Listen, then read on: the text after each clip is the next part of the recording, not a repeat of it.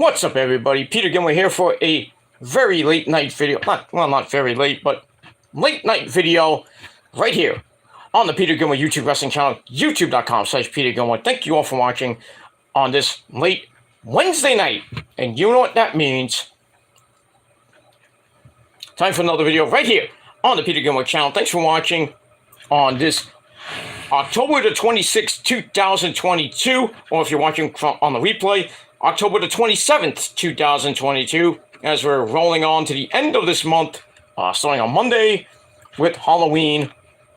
And hopefully everybody has a great Halloween, and if not, if you don't have a great Halloween, well, fuck you!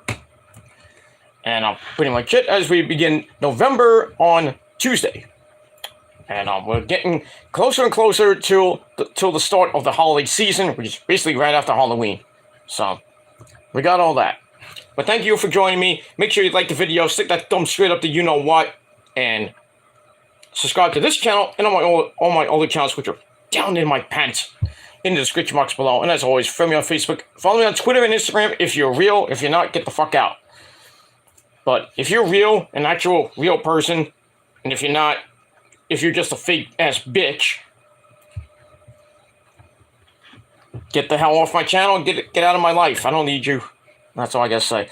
But follow me on social media, Facebook, Twitter, and Instagram, and share the video all over the internet. Don't forget to tap that bell. Basically treat it like it's your bitch or anything else. And that's pretty much it. Turn on all notifications so you don't miss a goddamn thing. And if you do, well, I can't help you. You missed out. That's your problem, not mine. But we'll move on from there.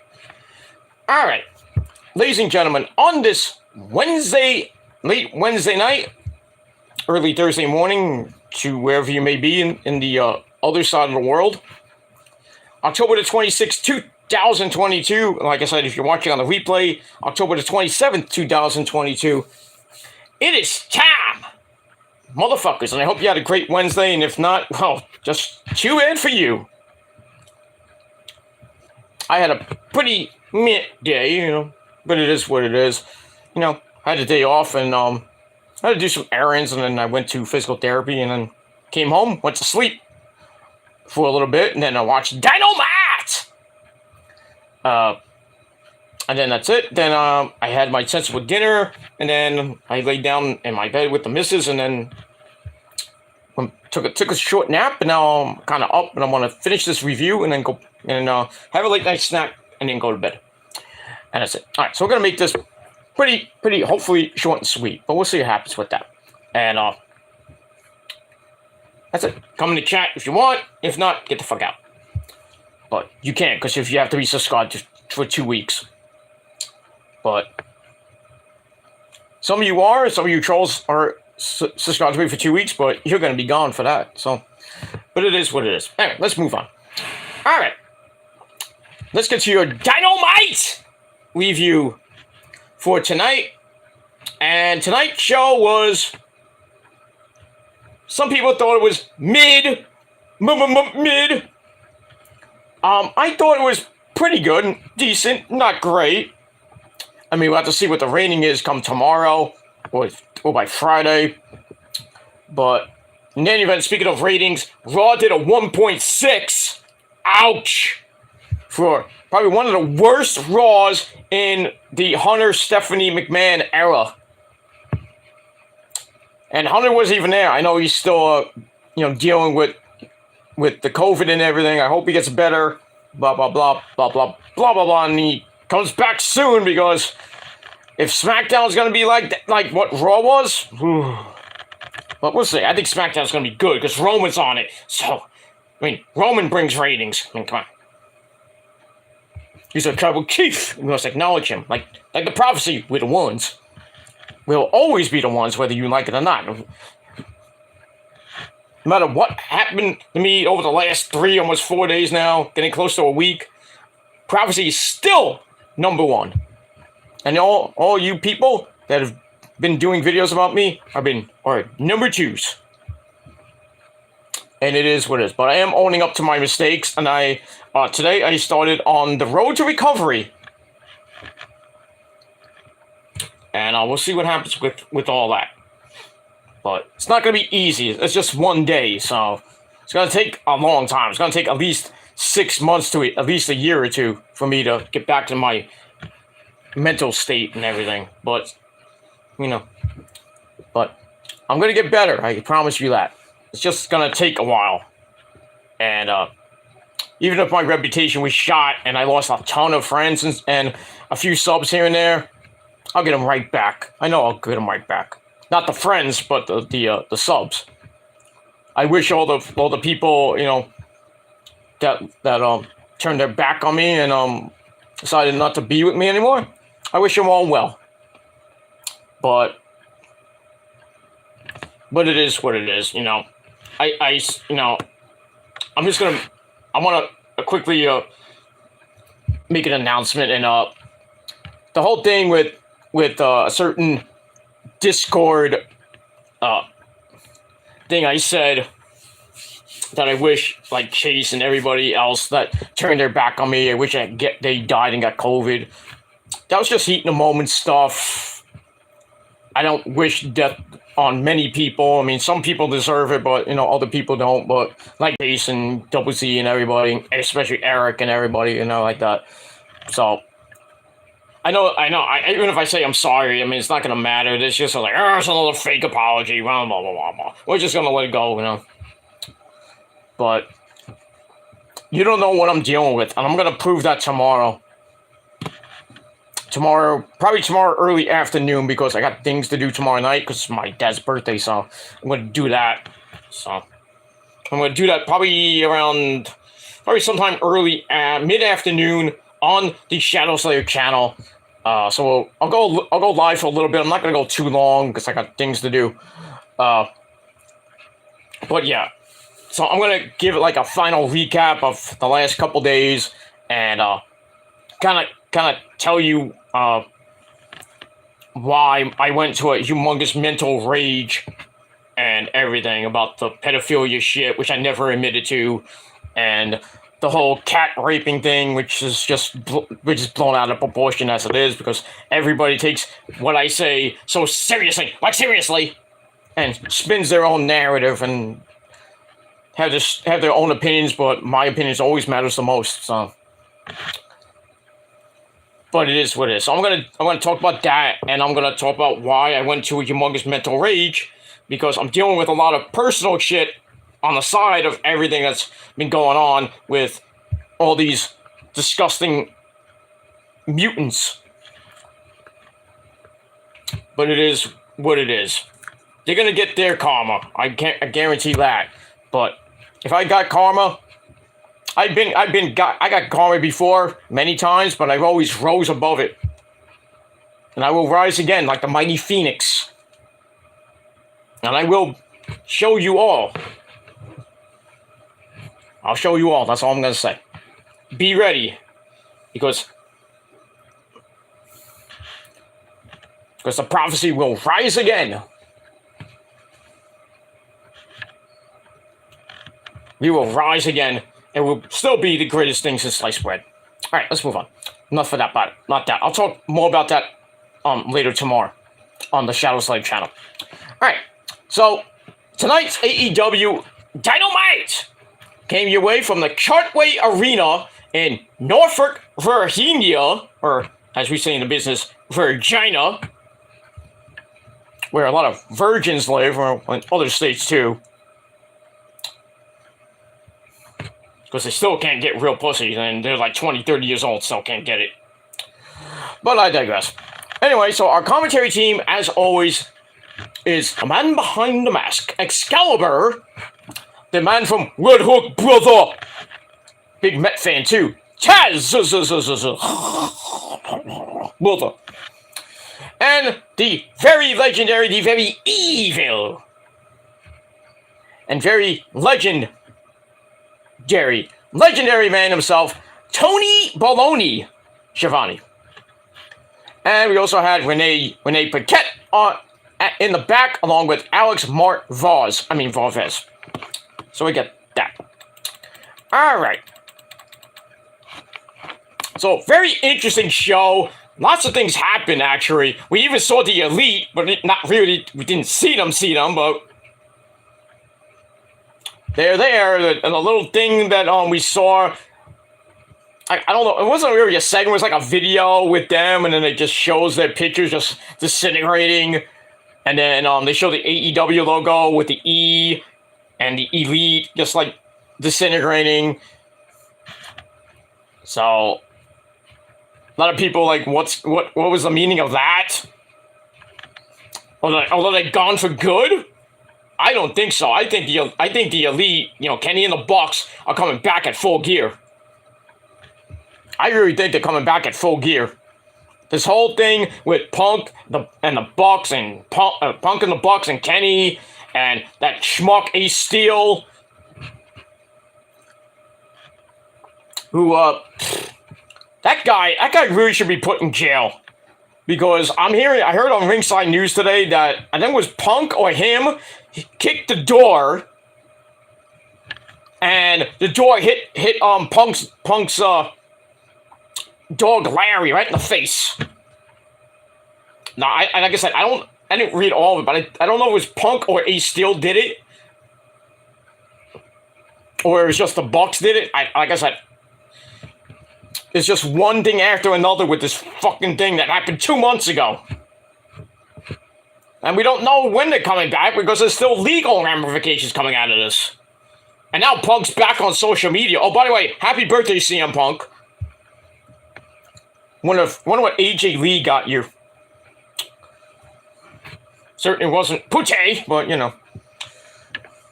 I don't know, but it is what it is. But if I had a wife like AJ Lee, that ass, you know what I mean, back in the day, but but it is what it is. So we got that. So we got all that, but we'll get to that in a minute. All right, so we're a couple of weeks away from Full Gear 4, November the 19th at the Prudential Center in Newark, New Jersey. So we're getting all that. And the only match we actually have is a world title match between MJF and Jon Moxley. And we get that. So we got that. And tonight's main event was for the AEW World Heavyweight Championship. We had Jon Moxley defending against man behind the mask, our good friend Pentagon Zero Miedo. We got that, but that's later on the show.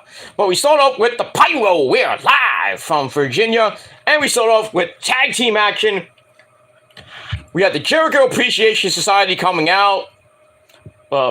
We had Chris Jericho, the Oak Show, the Ring of Jericho champion, flanked by the Ring of Honor Pure champion, Daniel Garcia, along with Daddy Magic, Matt Maynard. You want to know what never mind. You want to know what makes my nipples hard and my dick hard? Well, besides the misses, Asuka and Io. That's what makes my nipples and my dick hard. But I digress. So we had them. They flanked by Jake Hager as well. So they come out. Judas in My Mind is playing. And they take on two members of the Blackpool Combat Club, Wheeler Yuta, and the Swiss Superman, Claudio Castagnoli. This was a fun opener. So with Castagnoli taking Jericho down. Then Wheeler Yuta comes in with a 1921 armbar on Garcia. Then we get a breakdown for a little bit. Garcia gets sent into the ring post on the floor. Ow. And then Jake Hager distracts Alden, which lets Jericho get a kick shot to Claudio. As we go to break. And we come back. Claudio fights out of a 1921 chin lock. Jericho then knocks Wheeler Yuta off the apron. Claudio knocks Jericho away, brings in Wheeler Yuta again. And all four men in the ring. Jericho hits the code breaker out of mid-air on Claudio. That was freaking sick for a near fall. Yuta sends Garcia outside for a big flippity-dippity-doo on both of them. We go back in. Jericho grabs Floyd the Bat, but gets powerbombed by Claudio.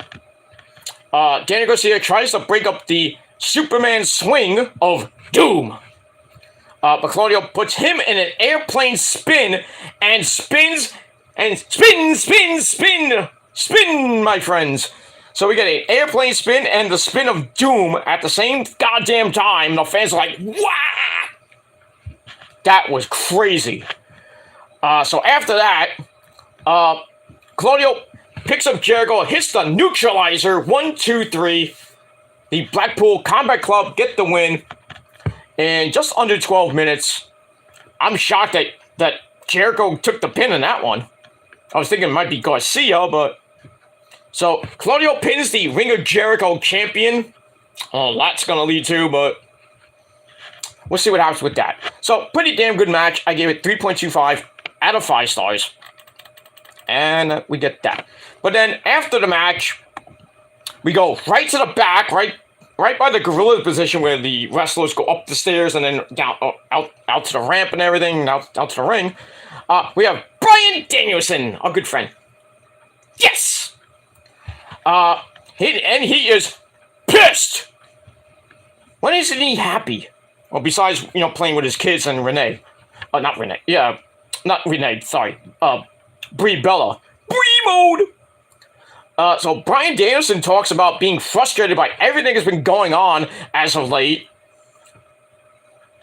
including Wheeler Utah talking some smack back to him last week. There's trouble in paradise. Not Thunder in Paradise, that great hit show with Hulk Hogan brother back in the 90s. That's a great show. 2 seasons. I should have went longer. That show was pretty damn good. It's corny at times, but still, it's Hogan. Brother. Bad acting by Hogan. I mean, come on. What was Hogan's best movie? I mean, No Holds Barred. That was it. Everything else was garbage. Mr. Nanny. What's that smell? Dookie. Dookie.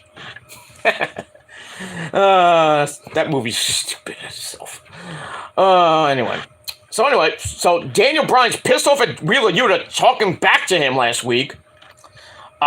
So I think he was with Renee Young, his best friend. So Wheeler Yuta and Claudio come down from the ring and they go down to down the stairs and everything. They meet up with Bryan Danielson, I should say. And then I think it was Claudio says that it's about time that Danielson got all fired up. And then Mr. Regal, War Games. So he's like, oh, finally you're getting fired up there, Bryan. But Wheeler Yuta isn't Danielson's kid, doesn't like being talked down to. And then Daniel's like, what'd you say? It shoves Wheeler Yuta, and they're about to fight. And then Claudio and Mr. William Regal have to like, hey, hold on there, son. They have to basically, be peacemakers and everything. So I'm thinking that Bryan Danielson's going to turn heel, or I don't know what's going to happen, but it looks like the Blackpool Combat Club are going to break up in some way. I think Bryan Danielson's going to go his own way. He can go his own way. And we'll see what happens with that. It's very interesting, and we'll see what happens Friday night on Rampage. A live Rampage this Friday from Uncasville, I can't even say the word, Uncasville, Connecticut. And next week's Rampage is live. So 2 weeks of live Rampage. It should be live every goddamn week. That's just my opinion, but, it should be live every week. I think if it goes live, I think the ratings kind of go up a little bit. Well, not too much. But live Rampage this Friday night at 10 p.m. on TNT. And then next week from Atlantic City, New Jersey at the Boardwalk Hall. That's going to be a live Rampage. I can't wait. I'd love to go to that show, but I'm not going. But it is what it is. I got other things to do. Worry about that next weekend. But I digress. Yeah, so we'll see what happens with that. So I gave that segment 3.5 out of 5 stars. Alright, then we go to that video I mentioned before about the Elite. basically showing them being erased or being deleted from some of their big moments with Kenny, winning the trios titles, stuff on Dynamite and pay-per-views, stuff like that. But, a lot of people are saying, oh, they're done. We're not going to see them ever again. But they're coming back. This is just a tease for them coming back. I would think, like I said, I think it's going to be at Full Gear. But they can come back on a special show like this Friday night. They can come back next week. But I think it's going to be Full Gear because it's a big show and a big pay-per-view. But we'll see. So we got that. So I gave that 3.5 out of 5 stars. All right, then we go to the back with Tony Baloney and the Ring of Jericho champion, the Ocho, the Wizard, Chris Jericho, and the entire Jericho Appreciation Society, including Sammy Guevara, Spanish God, Sammy Guevara and his whore, Ty Conti. Also with one hot piece of H and a J as well. So Jericho's not happy with what just happened, losing to Claudio and Wheeler Utah. So he issues an open challenge for any former Ring of Honor champion, meaning Ring of Honor champion, TV champion, tag champion, 6-man tag team champion. So, it could be anybody to face him next week on the program. So we'll see what happens with that and who that could possibly be. I'm hoping it's PCO. I really think it should be PCO. But, he's not really with Impact that anymore because, the whole Honor No More stable is gone. Basically everybody is gone, I think, except Kenny King. I don't even know what's going on with him, and I don't care. But we all know the Kingdom is now in AEW / Ring of Honor. So Mike Bennett and Maria Kanellis, and I'm Matt Taven. And if you don't like Matt Taven, you're a Melvin. And Matt Taven doesn't like Melvins. But it is what it is. Great guy to meet. He's a good guy. That's why I met him a couple of times. I met him when he was Ring of Honor champion. I met him when he was in the House of Truth, when he won the TV title. He actually let me hold the World Championship. That belt is fucking heavy. Heavy. Doc, it's heavy. Oh, why is everything so heavy? What is going on in 1985? Was something wrong with the gravitational pull? What's so heavy? Doc, you mean that my mom has the hots for me? Precisely. Oh, Doc, this is heavy. It is what it is. Michael J. Fox, a great man. 61 years old. I was like, damn, he don't look 61 to me.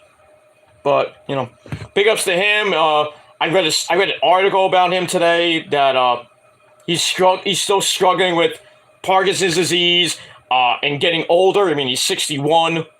And he had a couple falls. He messed up his elbow. He broke his hand and just struggling with falling down and everything, is not really part of the Parkinson's disease he has. It's not like it's like mutating and stuff like that. It's just, it's just old age getting to you. I fall down once in a while. My equilibrium's not right, especially in my mind, but I'm trying to get that fixed. Along with my health, my physical health. That's why I go to physical therapy, because I got to deal with my back issue. So I have my back, my shoulders slouching a little bit, so I'm trying to do that. I had a pretty good session with physical therapy. It gave me a goddamn workout. I felt like I was at the gym today. And I don't go to the gym a lot, but I felt like I was at the gym for 3 hours.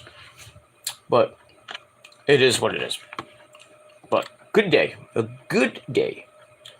Alright, so we'll see what happens with Jericho and who he faces next week. It's going to be a former Ring of Honor champion, as always. So it could be anybody. It ain't going to be Adam Cole, baby. I wish it was, but, I don't know if and when Adam Cole, baby, is going to come back. I'm thinking he's never coming back, which is sad. because of his concussion. It's just not getting any better. I think it's getting worse. But he's still on Twitch, and he looked great. People are still asking him on Twitch, when are you coming back? When are you coming back? He's like, I don't know. When I'm medically cleared, whenever that may be. I'm hoping soon, but we'll see what happens with that. But like I said, I think I'm hoping it's PCO. It could be Jay Lethal, but then that's, heel versus heel, and I don't think they're going to do that. Not going to be Cody. Obviously not going to be Cody. It could be Christopher Daniels, because he's a former Ring of Honor champion. I mean, go down that list. Samoa Joe, possibly. No, it ain't going to be Nigel. Nigel's retired. Bryan Danielson, he already did that. Who else? I'm trying to think. I would love for it to be Morishima, the guy from Japan. I was thinking Marufuji. That's somebody else. But I don't think Marufuji ever held a Ring of Honor title. But Morishima, the guy that beat the fuck out of Bryan Danielson back in 2000. What year was that? 2000. I think it was between 2006 and 2008. Fucked him up. I mean, legit fucked him up to the point where Bryan Danielson almost lost his eye. Brutal. I remember the match they had in the Hammerstein Ballroom. Woo! That was a brutal match. Even the one upstairs in the Grand Ballroom. Those were brutal matches, as Vampiro would say. Brutal. So I don't think they're gonna get him. I don't even know how old Morishima is. It's not. It's not gonna be Seth Rollins. Obviously not gonna be him. Austin Aries, no. Austin Aries is a freaking egomaniac, and I doubt he will ever want to become. I don't think anybody wants to see Austin Aries ever again in the ring. He's a freaking egomaniac. Roddy, no.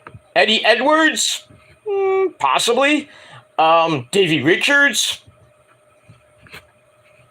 I mean, there's a long list, but I mean, we'll have to see what happens on Wednesday night. Next Wednesday night, I should say.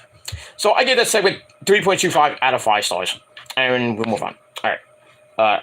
Didn't see this comment, but we got my Canadian brother from the north, Andre Coolbeal. What's up, Andre? Well, Weed and Wrestling. He says, AEW has an issue. The fans are starting to chant for MJF no matter what he does. I get it, worked for Austin and The Rock, but when a pussified day and age, it might backfire. Possibly, it could. It could. I mean, look at Roman. Everybody hates. I mean, he's a heel. He's a monster heel, and people love the guy, and the Usos, and Paul Heyman, and Sami Zayn, who's a heel. Now he's a humongous baby face. Not really a baby face, but he is our national treasure. And he is so freaking over with the fans. It's insane. But as we all know, Roman is the star of the show, and basically the face of the WWE right now. And whether you like him or you hate him, you're gonna freaking acknowledge him like you acknowledge me. But it is what it is. But yeah, I could probably see MJF getting a humongous babyface push now. But he even said in the interviews he don't want to be babyface anymore. He doesn't want to turn babyface. I don't blame him. He's a monster heel, but everybody likes the guy. I mean, like Kenny, too. Kenny was a heel for a long time in Japan, and everybody in Japan, well, of course, everybody loves the Bullet Club in Japan. But when it was facing Japan, everybody loved him, too. Even in DDT. Even in PWG. I mean, if you follow MJF's career, like I did when Creator Pro, and even in FBW and FSW here in the New York area, even Tier 1, he was mostly a heel. He was a really good heel, and you hated the guy. But then when it was in a group called Force, F-O-U-R-S-E, not F-O-R-S-E. He was in that group, and then PJ Stackpole turned on him. If you don't know who PJ Stackpole is, I think you need to watch some CCW tapes. But PJ Stackpole in the group turned on him. He became a face, and people liked him. Not so much liked him because he was just starting out and everything. But look at him now. He's a freaking monster heel and a monster babyface, and he drops nukes.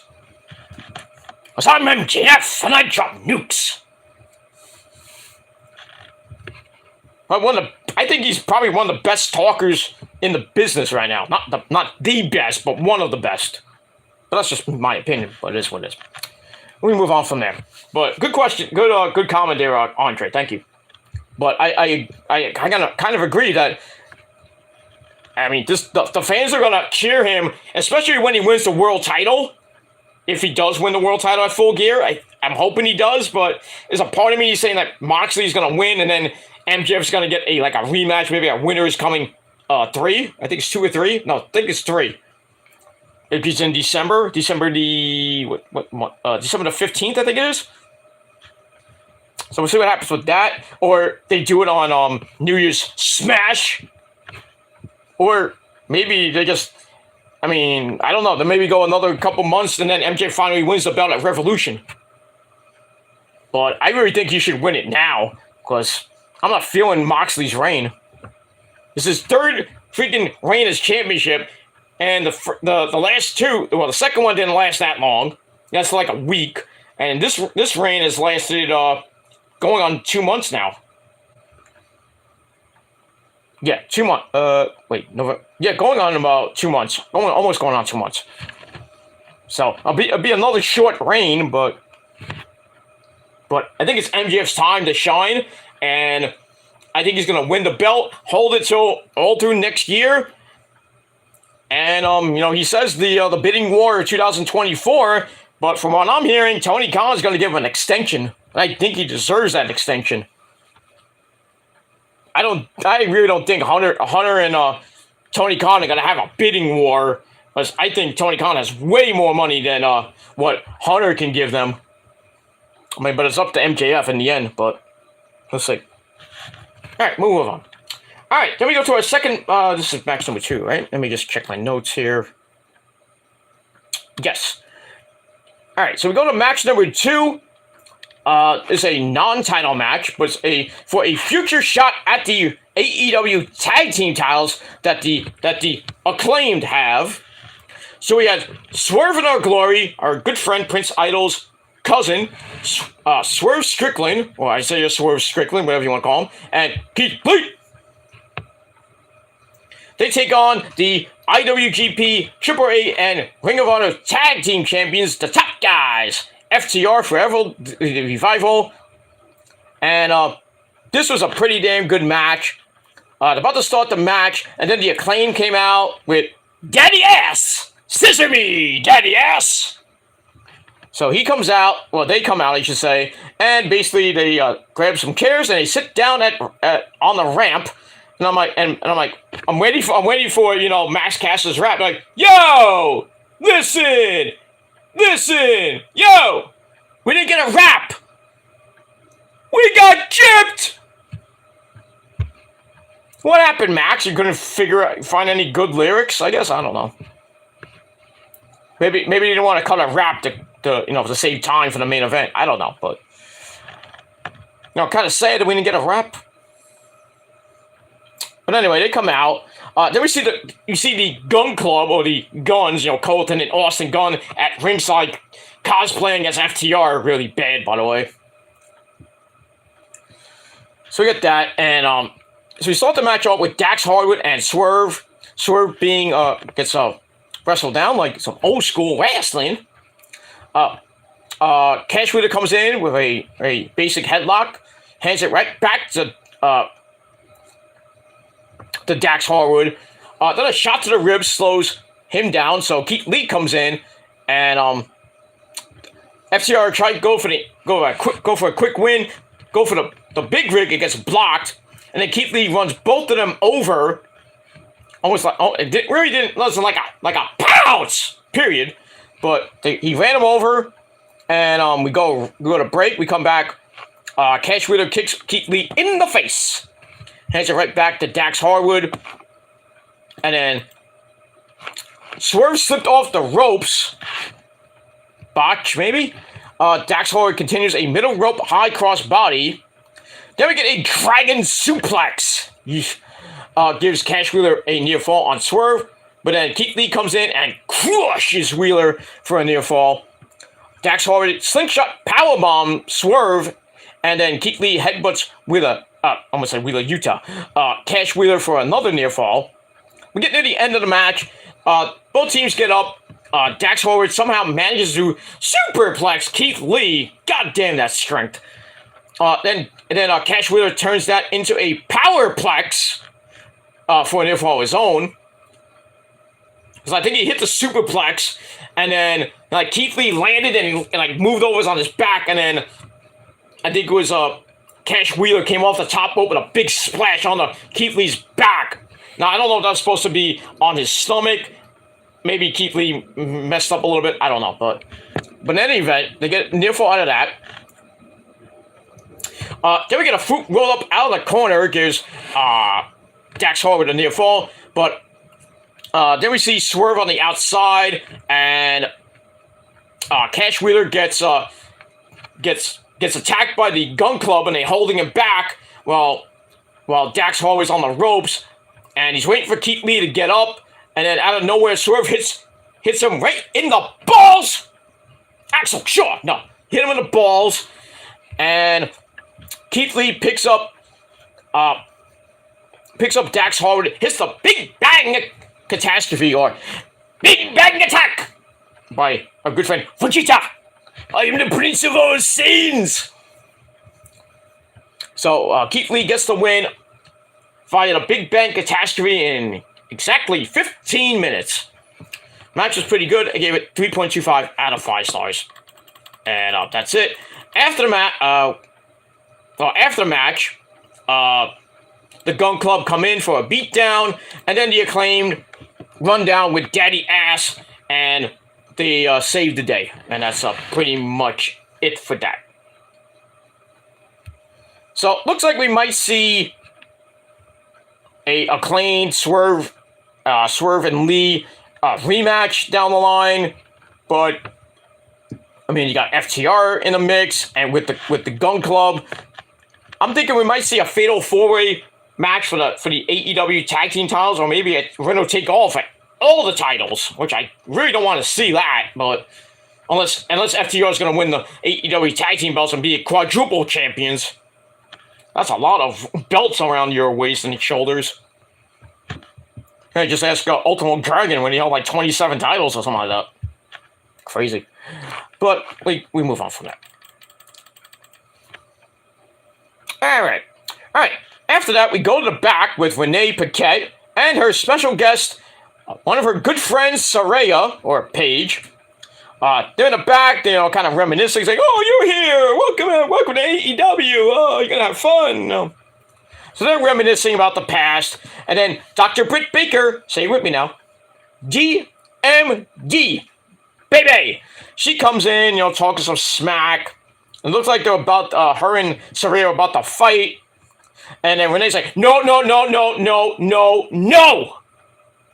You bitches ain't fighting, because if you want to talk, we can do it, but you can do it as we're supposed to do it. So Renee's like, okay, Renee, when did you get balls? We're not going to fight, we're going to talk.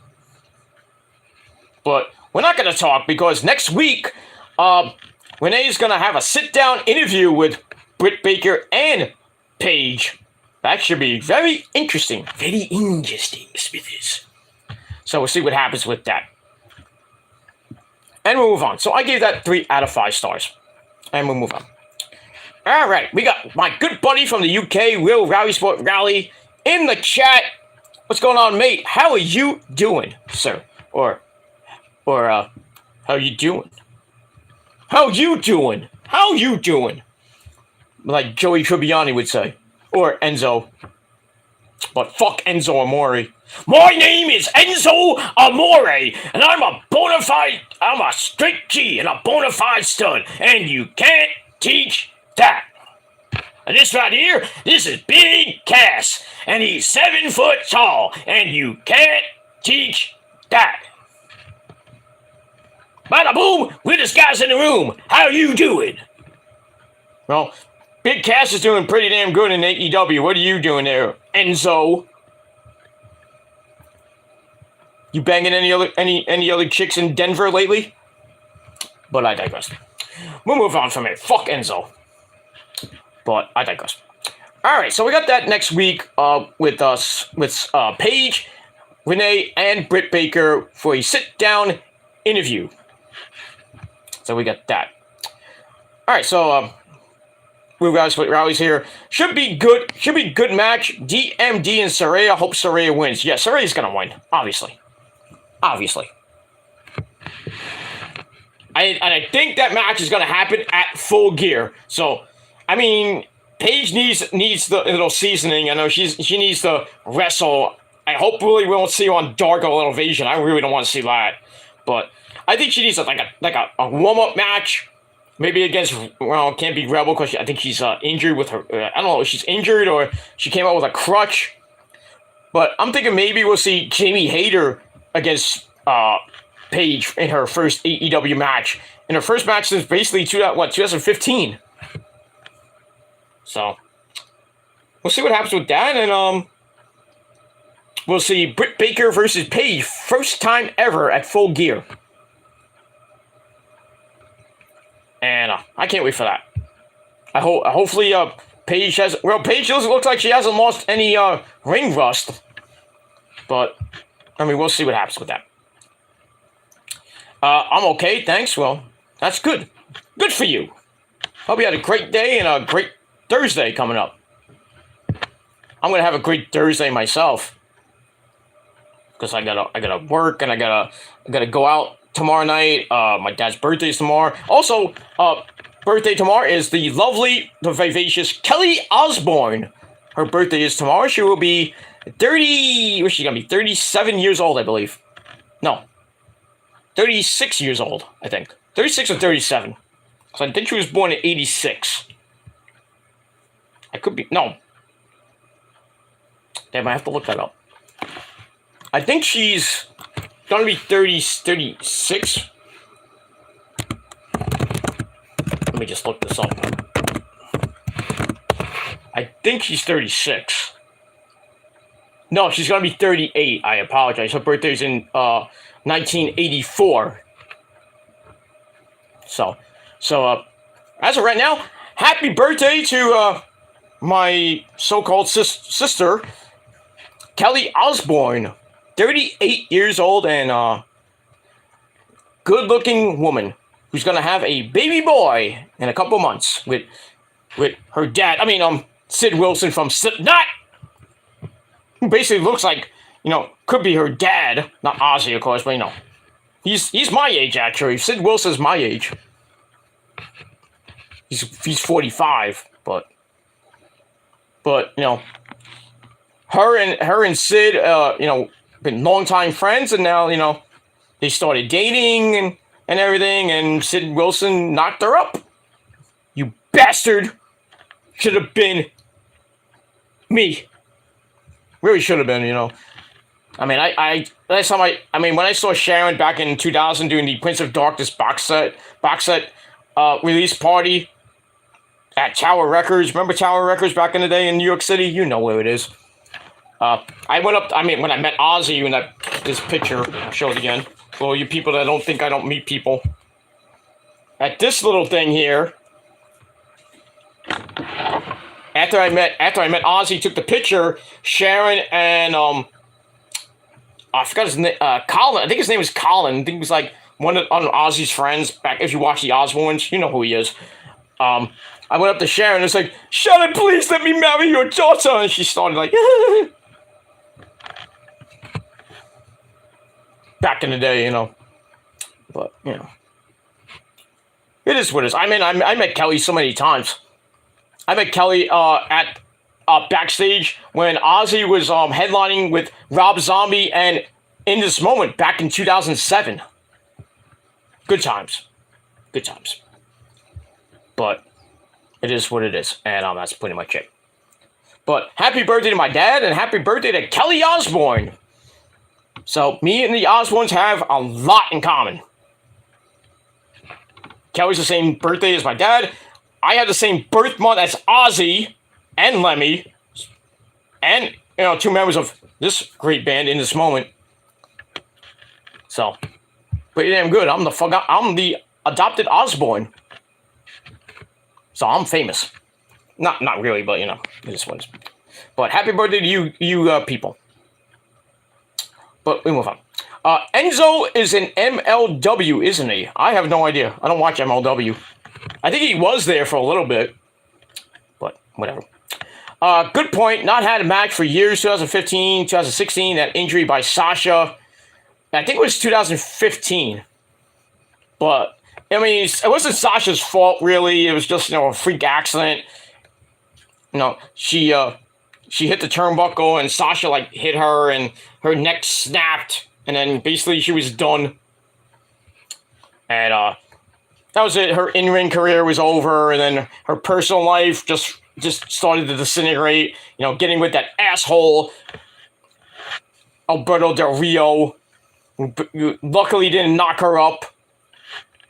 Just ruin her career, ruin her life with freaking drugs, and then both of them get suspended, and then eventually luckily, Paige didn't get released.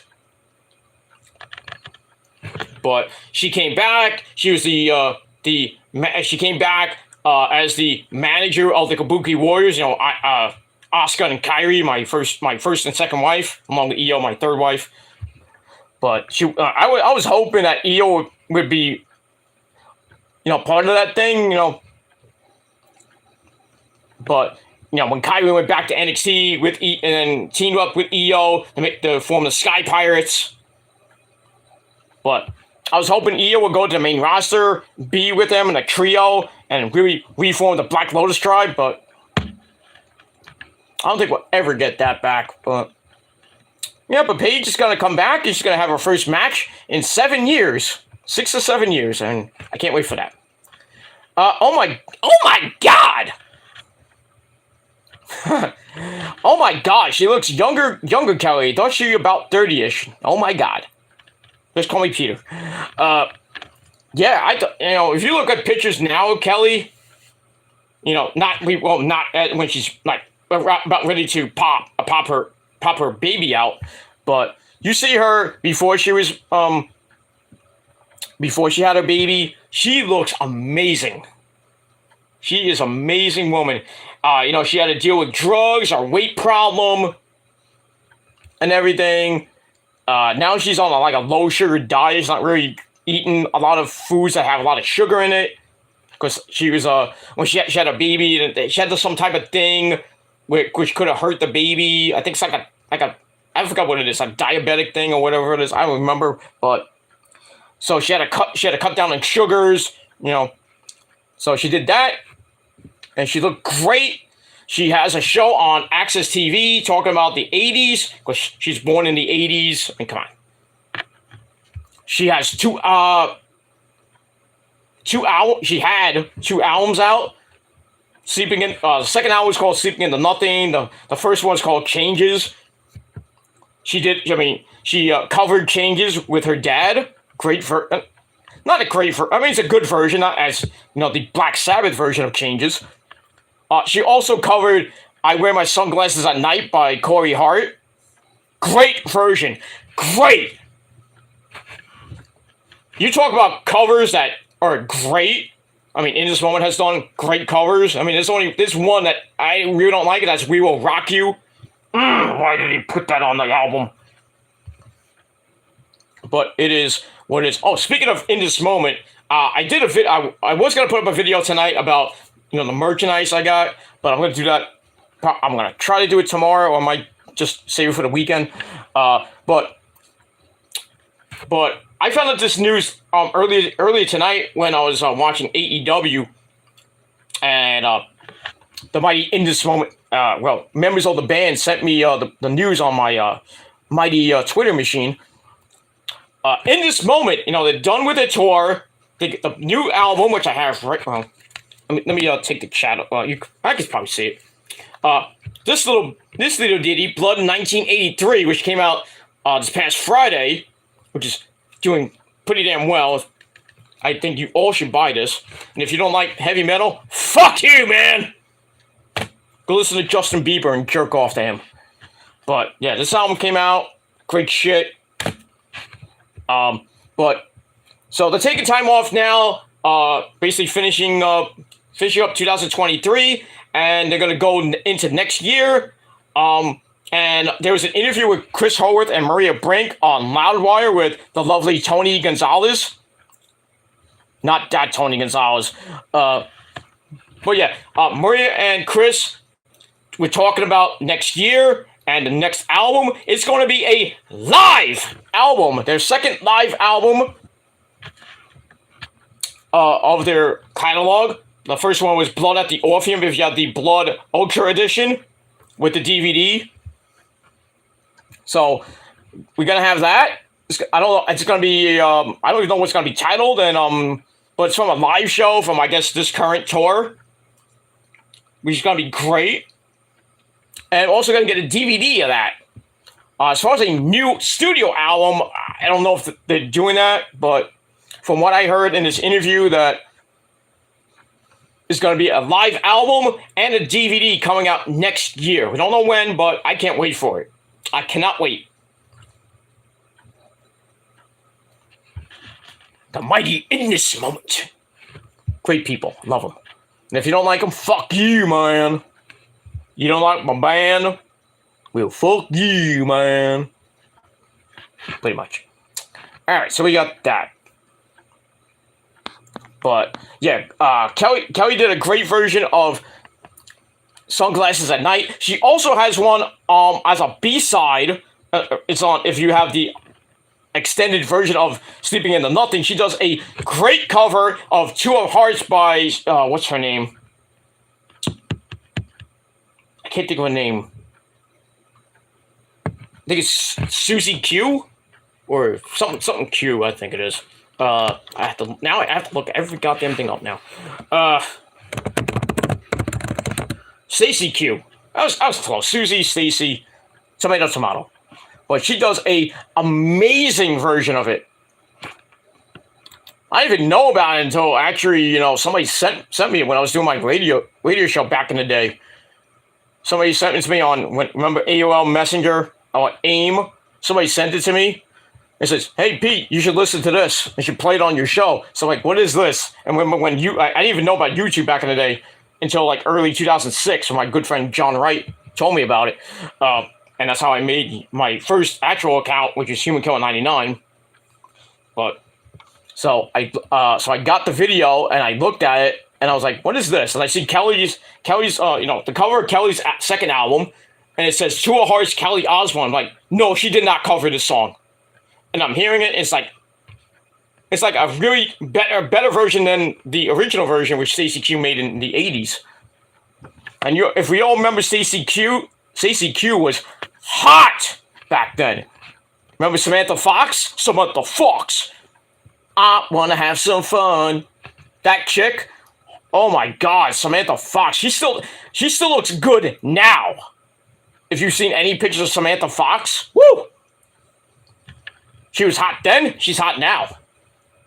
Still got that amazing rack. Woo! I am in control. I am ready. Whatever. Great songs back in the 80s. I love the 80s. If you hate the 80s, fuck you. You probably weren't even born then. But I digress. Alright, let's not talk about the 80s. We can go for hours on the 80s. Actually, I did a video about the 80s. It's on my Shadows Light channel. If you want to go watch that. But anyway, we move on. You're crazy, dude. But yeah, she's 38 today. So happy birthday to to Kelly Osbourne, my sister-in-law, but you know what I mean. But we move on. She's still cute. I would. You would. No. No. No. No. No. You don't touch her. You have to go through Sid. You have to go through me, and you have to go through Sid Wilson. And I don't think you can. You can go through both of us. Just saying. But I kid. Slipknot are crap. I'm gonna kick your ass, dude. I am going to kick your ass. Sorry if you like Slipknot, Pete. Not for me. That's your opinion. Well, if you don't like Slipknot, I would listen to Stone Sour, the side project of Slipknot. They're very good. Very good. But yeah, Slipknot. If you don't like guys in clown masks, then go ahead. That's your opinion. But I love Slipknot. I didn't even know who Slipknot was back in the day, because when I used to work at my the other college radio station I used to work for back in the day, I was I was doing my metal classic rock show, and I took a little break because I was doing it with my co-host, my former friend, the hippie ripper, we used to call him. No, he did not rip hippies, but somebody asked us that, like, do you rip hippies? He's like, I always get asked that by the general manager and everybody in the station. I don't really rip hippies. I look like a hippie, but I go, no, you just look weird, dude. Butthead. Me and my former friend Greg of the Hippie Ripper, nobody wanted us to do a show together because we were like the Beavis and Butthead of college radio, and we, Butthead, are you getting me? So, yeah, we caused a riot in that fucking radio station, man. We had a ball. We had a ball, and then one day we were doing our I think it was our 75th show, our Diamond Cutter show, and we had like balloons and everything. We just had a ball, and we're freaking on the air, and then we're popping balloons, and then freaking Greg's like popping a balloon. It's like no, we went in with a bang, and he freaking pops the balloon right in my freaking ear. I'm like, you son of a.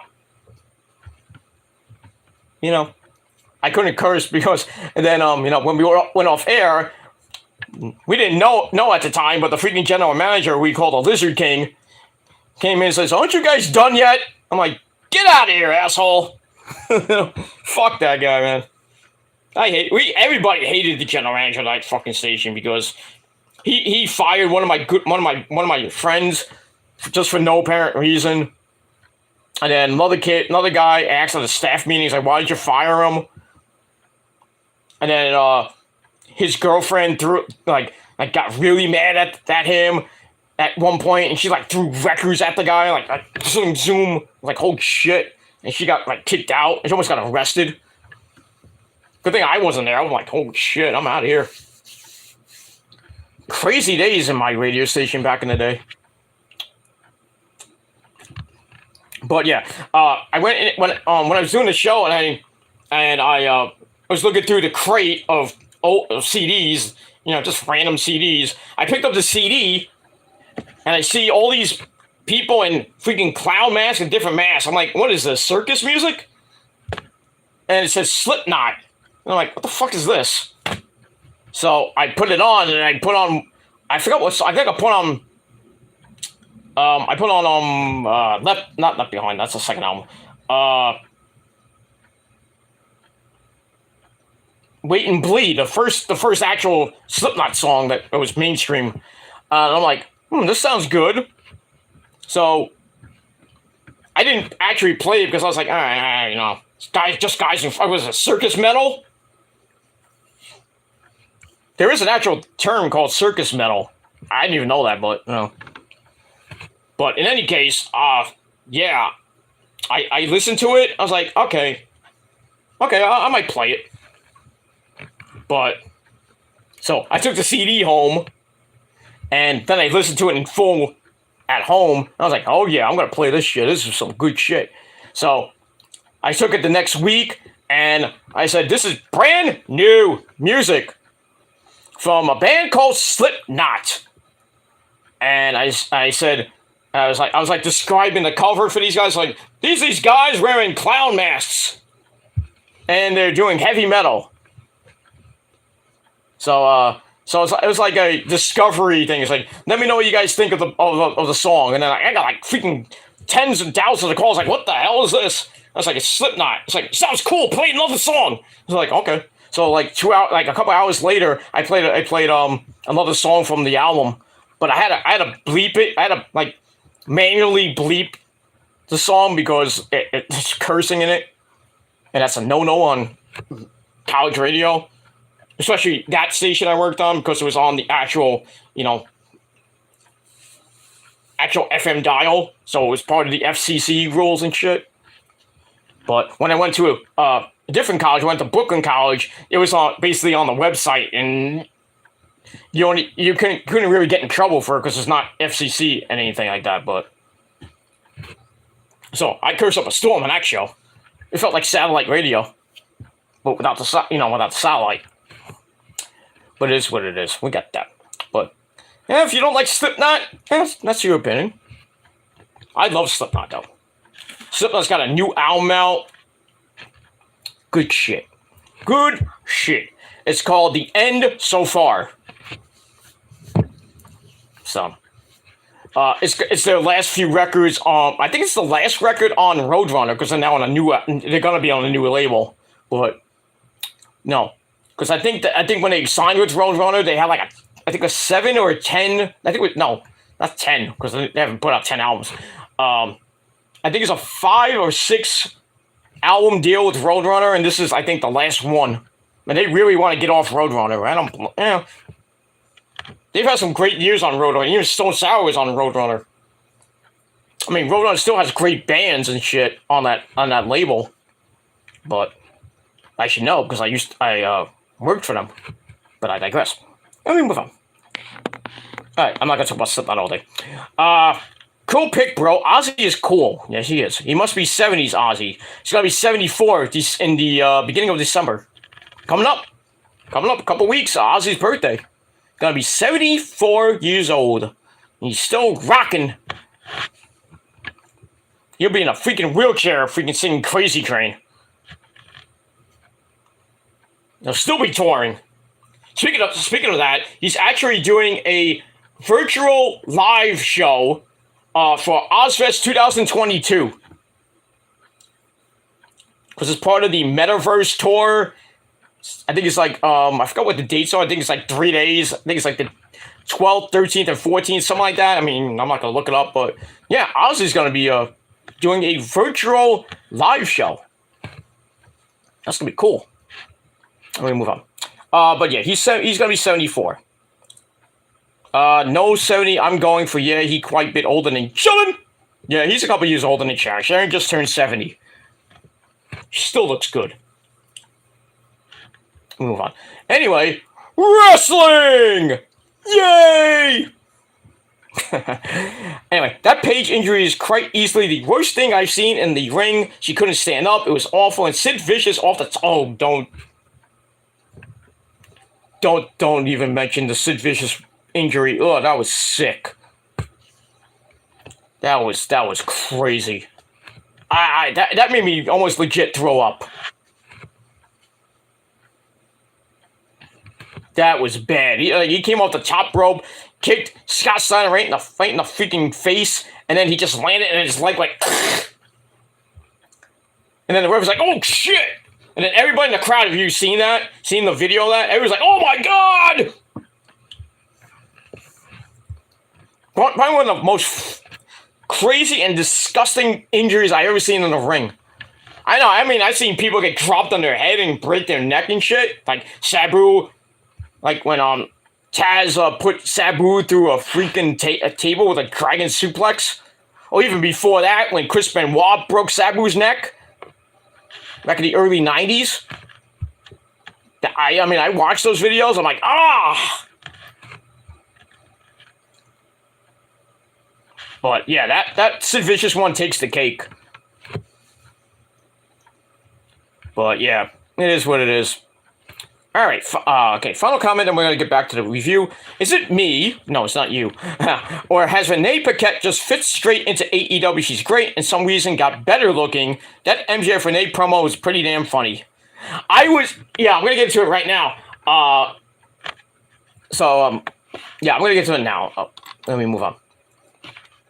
All right, let's get to that. All right, so Renee Young's comes from after that at the promo with Britt Baker and Paige. She comes out and introduces our good buddy MJF, Maxwell Jacob Fartknocker, who comes out to a humongous pop. And I'm like, uh-oh, something's gonna happen with Renee and MJF, because Renee is Jon Moxley's wife and mother to his kid and everything. So I'm thinking that MJF was like insult her, like call her a whore or some shit like that. But he really didn't do anything with her, which is kind of shocking. But so anyway, so he comes out, and so Renee asks, "What happens if you face Moxley at Full Gear?" So MJ's like, "Can I take the mic here?" So he takes the mic. He's like, "Oh, you mean that Jon Moxley?" He's like, "He starts doing the mannerisms of Jon Moxley and shit." I thought that was hilarious. And it's like, he was like aggressively walking, and it's like, "I'm gonna break bones. I'm Jon Moxley." I thought he was gonna go all GC. I was like, I'm gonna make you bleed. I'm gonna bleed in five seconds. But anyway, so MJF talks about how Moxley is mid, like everybody in Virginia, because they're all virgins. Anyway, but with all due respect. And it kind of goes on with that. So Renee says, "Max, you just can't say with all due respect and then say something mean." And then Max like, "Renee, with all due respect, shut up!" That was great. So MJF says, "I'm going to wrestle the main event of Full Gear, mostly clean. So, we're going to get a good old-fashioned wrestling match." So he says, "I am MJF after all." Then he's like, "We got any devil worshippers in the house?" "I worship the devil, because I'm a rock and roll rebel." I'm back, great song by Ozzy, off the Bark of the Moon album. See, I know a lot about music, and you don't. But anyway, MJ says, I promise not to use my Dynamite Diamond Ring at Full Gear." Bullshit! So he says, "At Full Gear, I'm not fighting Mr. Regal." He talks about Regal and, talk about the, I'm not going to fight you. I'm not going to use my nugs because I don't have to, or some shit like that. About last week's promo, which is fucking epic. "I'm not fighting Regal, but rather everyone who says I couldn't do it." And then, why did this guy come out? Stokely Hathaway comes out, his best friend, stuff like that, because they know each other since Evolve, basically, and even before Evolve. So Stokely comes out, starts talking, and MJ's like, "Shut up!" Knocks the mic out of his hand. Then he picks it up. He's like, "I don't want you or the firm's help at Full Gear. I want Moxley at 110%. So don't come out and hurt him and injure him. So stay away or you're going to get fired. Because I'm MJF, and I'm better than you. And you know it." And that's pretty much it. And the fans are like, "And you know it!" So he is getting massively over right now. I feel bad for you, Moxley. I really do. The Vile Thing! He wants the righty! The Vile Thing! You mean Vaughn? Rick Vaughn? Yeah, I think he's due. Vaughn, I don't like you. And I got one thing to say to you, Vaughn. Strike this motherfucker out! You ever seen Major League? It's a cult classic. That's all I gotta say about that. Mojo. What's that guy's name? Mojo Buju? No, the black guy is talking to that thing. I think he's like Buju. It's like, he's like, "That was good. I want to see one of those again." And then he's like talking to his bat. He's like, It's like, Mojo, I need your help right now. And if you don't help me, I say fuck you. Something like that. I forget the line, but it's a great fucking movie. The second one's not so good, but the first one is hilarious. With Dorn and Vaughn and Wesley Snipes is in there. And if you hate the Yankees, you know why. That's basically the Cleveland Guardians and the New York Yankees of real life. But it is what it is. So I get that. So I gave MJF's promo 3.5 out of 5 stars. Just great shit. Alright, let's get back to some comments before we get to the next segment. Sabu! Just retired. Aww. Just because his back is knackered. Well, injured, knackered. From going through tables. Sabu's fucking old as fuck. You know, sadly, he lost, you know, his manager, the genie, I forgot her name, but just sad the way she died and everything. She lost her legs and just forget it. And, yeah, Sabu's still a freaking legend now. He's retired. I hope he goes into the Hall of Fame. I think he should go in the Hall of Fame. Because he's the genocidal, homicidal, suicidal, death-defying Sabu! Former ECW champion, former ECW tag team champion with a good friend, Rob Van Dam. You suck. But he's got a hot smoking wife and Katie Forbes. God damn you, son of a bitch. But I digress. But, you know, sad that Sabu is now retired. And, yeah, hope he goes to the Hall of Fame. I think he should. Along with the Sandman and, you know, Tommy Dreamer and their own ECW wing of the WWE Hall of Fame. I think Paul Heyman is going to be the first ECW guy to be in the Hall of Fame. I could be wrong. Well, besides the Dudleys, but, you know. But I digress. But Paul Heyman is definitely going into the WWE Hall of Fame. Because he's the freaking special counsel. My name is Paul Heyman, and I'm the advocate for the reigning, defending, undisputed heavyweight champion of the world, Brock Lesnar, or Roman Reigns. And that's not a prediction. That's a spoiler. There you go. And I think, you know who should really induct him? Stephanie. Hi, Steph. That would be hilarious. Stephanie McMahon inducting Paul Heyman. No, Kayla Braxton should induct him. You know how Kayla and Paul have that love-hate relationship? Like, do you think Kayla's going to get with a fat guy like Paul Heyman? That would be hilarious to see. Don't do that! But yeah, Paul Heyman is a legend, and he's gonna get into the Hall of Fame. Maybe Roman might induct him. I mean, he is, you know, he's the wise man after all. But we'll see.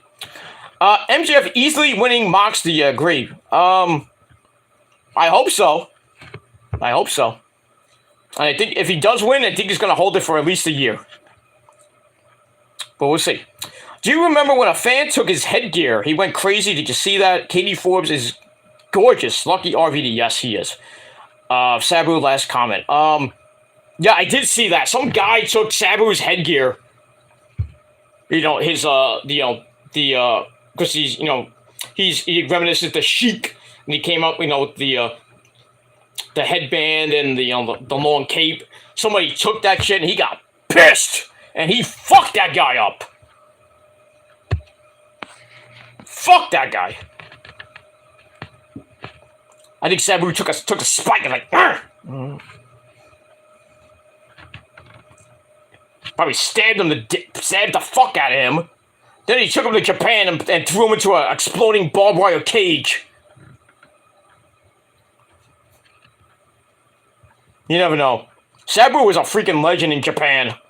All those freaking violent matches he had with Hayabusa, a legendary Hayabusa, especially that exploding barbed wire cage match where Sabu went face first into the barbed wire cage and then the cage just exploded. And then the match ended. I think the match ended. But He's been in those type of matches, like in FMW, even Time Bomb matches with Hayabusa. I think he was in one with Terry Funk, the Legend of Japan, Terry Funk, right, Terry? Japan #1 forever and ever. Okay, we'll move on. But yeah, that's just stupid that somebody did that to Sabu. But yeah, Katie Forbes just fucking smoking hot. But I digress. Alright. Kayla Braxton was so funny today. She dressed up as Jimmy Uso. Yeah, I did see that on the bump. She had a beard. But she's not a man. She's not 40. Got a beard. You know? But yeah, she dressed up as Jimmy Uso. I remember when she dressed up as Sammy. That was hilarious. Then she dressed up as Paul Heyman one year. Now she dressed up as Jimmy. I mean, what's next year? She's gonna dress up as Roman. Oh, Tribal Chief. Move on. I watched Sabu in ECW myself. That's where I saw him 90s, 2000-ish. Yeah, he started in the mid-90s and then became a legend in the late 90s when ECW was just red hot. And his epic fucking feud with Taz. Taz fucked him up. Bogus like not once, twice. Especially that dragon suplex through the freaking table at the ECW arena. I forgot what event that was. It was a house show. But broke his neck. And then they feuded. I don't think they feuded over the world title or even the FTW title. But yeah, that feud is just legendary in ECW. That's like probably I mean, if you watch ECW back in the day, there's 2 feuds that is legendary in ECW lore. Really 3. I'll take 3. Balls Mahoney and no, not Balls, sorry. Axel Rotten and Ian Rotten. If you haven't seen that Taipei death match, that's the bloodiest match I've ever seen in ECW. Sabu versus Taz and Tommy Dreamer versus Raven. I mean, can't go wrong there. But good shit. But yeah, Sabu's just a freaking legend. And who's his manager then? There, you know who his manager is? You know who he is. The man with the whistle. I'm not gonna let you say it because I think you know, but it's Beat Alfonso right down the middle of that, like Beat Alfonso says. You know. Good stuff. Good stuff. Alright. Not sure if you know, Bully Ray is on Impact going for the world title. What the fuck is going on in 2022 in the wrestling world? Yeah, any schmuck is going for the world title now. I mean, not Christopher Daniels. Frankie Kazarian just cashed in option C, and he's gonna face Josh Alexander for the Impact World Title at their next event, November the 18th. The first time, this is, I believe, the first event called Overdrive. Nice name. Where did you get that from? Over the Edge, maybe? They just got weird names for pay-per-views coming up. Overdrive. Hard to Kill. Coming up in January. Freaking NXT's got a pay-per-view called Deadline. I mean, some of these wrestling pay-per-view names, even the indies, have just weird as fuck names sometimes. Remember Great Balls of Fire? A couple years ago. I mean, that rant I did on Great Balls of Fire on my rant channel is just great. Great shit. But hopefully we won't have any stupid fucking pay-per-view names coming up. And I heard that Hell in a Cell is going to be done. They're canceling Hell in a Cell, the pay-per-view itself. Thank the Lord. If you want to do Hell in a Cell, just do it at a major show, like WrestleMania, or Survivor Series, or even, not the Elimination Chamber, but the Royal Rumble. Just like, or SummerSlam. Just do it at the Big Four pay-per-views. Don't do it at a just random fucking show. Or just have a whole pay-per-view with maybe 2 Hell in a Cell matches, maybe 3. I think that's overkill if we do 3. But the pay-per-view is, some of the Hell in a Cell pay-per-views have been good, but lately they have stunk, and I'm hoping they get rid of it and they bring back actual good pay-per-views like Armageddon, No Mercy, Unforgiven, No Mercy, Armageddon, No Way Out, Bad Blood, stuff like that. I heard they might be bringing back King of the Ring in May for the second annual, the second annual King's Crown Tournament and the Queen's Crown Tournament as well. That's going to be in Saudi Arabia for the next Saudi Arabia show. After this one coming up next Saturday, Crown Full 4. But yeah, we don't have to go to Saudi Arabia until sometime in May. But there's rumors going that it could be the King of the Ring tournament and the Queen of the Ring tournament in Saudi Arabia.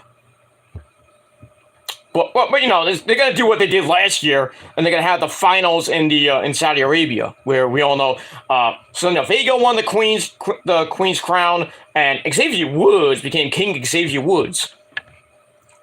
But so we got all that. So we're gonna have a new King and Queen going into 2023. Who's it gonna be? I don't know.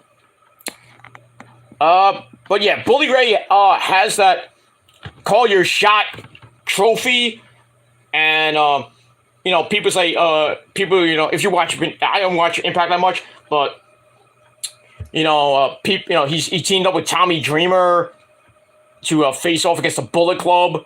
I think it was Chris Bay and I forgot who else was in that match, but beat the crap out of them. But people were saying that, you know, saying Bully Ray's not to be trusted, and Bully Ray's like, no, this is gonna be different. I'm just gonna go by the book, and I'm not gonna, I'm gonna have a good, clean match with Josh Alexander. I'm not gonna go back to my, Aces and Eights days, the heel Bully Ray days when he was Impact World Champion. I mean, we'll have to see. I think he's lying. I think he's full of shit. But he lost a lot of weight, if you noticed. He lost a lot of weight. Looks pretty damn good for Bully Ray. I like Bash at the Beach. Different, or Payback. Cool name. Worst Greek Balls of Fire. Yeah, I hated that name. Backlash. Backlash is another great name. But, yeah. So, but hopefully they get rid of Hell in a Cell. And they bring back one of those big pay-per-views like Backlash and Payback and Armageddon. Or they should bring back Armageddon and make it the actual December pay-per-view again. But we'll see what happens with that. Let me move on. All right, so let's get back to the review. And we're going to get out of here pretty soon. I like TLC in December. Yeah, TLC was okay. TLC was okay. TLC was Armageddon, by the way. It was Armageddon, then it changed it to TLC. And then the most horrible ECW pay-per-view ever, December to Dismember. Which basically killed ECW. Not when Vince won the ECW title. That really put ECW in the dirt. But when they made that pay-per-view, when Bobby Lashley beat the Big Show in the Weapons Elimination Chamber match, that was just probably the worst ECW pay-per-view of all time. All time. We'll remember, they had great pay-per-views like November to Remember, Miracle on 34th Street, or I forgot, it was something on 34th Street, which was the last actual ECW pay-per-view until they brought it back for One Night Stand 2005 and 2006, which I was at, by the way. Good stuff. And then after 2006, Vince bought the company and everything, just ruined ECW. WWE ECW, which wasn't even hardcore. Watered down PG version of ECW. Horrible. And the last ECW champion was Ezekiel Jackson. Sad. Just sad. That ECW belt they had, that silver belt, was nice, but just didn't do it for me. I like the old school ECW belt, that one that, like Rob Van Dam and Sabu and even Taz had, and even Shane Douglas had. It sucked then, and it sucks now. And if you don't like it, you can suck my ass. Pretty much. And we get that. Alright, so we got that. Alright, so we had the MJF promo, which I gave 3.5 out of 5 stars. Alright, then we get a video of the Kingdom. We had Maria Kanellis, her husband Mike Bennett, and I'm Matt Taven, and I hate Melvins. I do too. So basically, Matt Taven is ready for Samoa Joe, but the Kingdom is ready for Samoa Joe and Wardlow. Matt Taven challenges Wardlow for the TNT title on Friday Night Rampage. That should be pretty good. We'll see what happens with that. And then we hear from Wardlow. It's like, works for me. Let's do it. Let's do it, like Paul Sandy says. Let's do it. And we'll move on from there. All right, so I gave that 3 out of 5 stars. All right, then we finally go back to our next match. Sammy Guevara, the Spanish God, with his whore Ty Conti, taking on Bryan Danielson. Yes. All right, so Sammy comes out with his Dragon Ball Z Tron, which is great. Ty Mello, Ty Conti, whatever you want to call her, comes out. They kiss on the freaking ramp. Damn, I wish my wife would kiss me like that. God damn it. Don't tell I said that. No, I'm kidding. Anyway, so it's also with Bryan Danielson going right at Sammy to start. It gets dropped with a big shot to the face. Then Sammy hits the springboard. Gilmore Kata! Bang! So Sammy hits that, which sets up an early go to hell attempt, but Bryan Danielson got out of it. Danielson ties up the legs for the surfboard. Then he fires off some kicks to the chest in the corner. Then he starts ripping at the hand of Sammy Guevara, which sets up a butterfly suplex into a cross arm breaker. Sammy slips to the outside to avoid the stomps of doom. Manages to knee a diving Danielson out of the air. Ow. As we go to break, we come back. Danielson kicks the crap out of Sammy. Sends it to the floor. Sends it back in for a missile drop kick. Sammy flips out of a belly-to-back superplex. Goes for the standing moonsault. Gets pulled into the bell lock. But Sammy gets to the ropes. It kind of looked awkward because I'm like fiddling around like.